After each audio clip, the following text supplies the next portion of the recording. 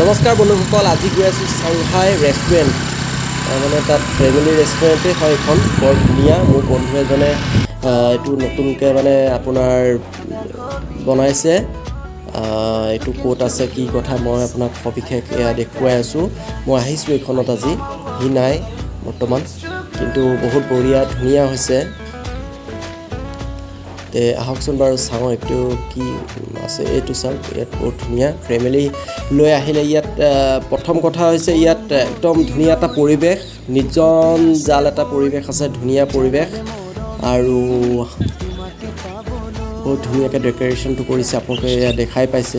বহুত ধুনীয়া ডেক'ৰেশ্যন। আহিব পাৰে আপোনালোকে ইয়াত সপৰিয়ালে। এই ৰেষ্টুৰেণ্টখন আছে বালুহন্দৰ নামৰ ঠাই এখনত, যোনটো লংকাৰ পৰা যদি আমি হোজাই যাওঁ শ্বৰ্টকাট, সেই ৰাস্তাটোৰ মাজতে পৰে, বালুহন্দৰ বুলি কয়। ইয়াতে দিয়াই আছে, আপোনালোকে গুগল মেপত মাৰিলেই বস্তুটো ওলাই পৰিব কোনখিনিত আছে।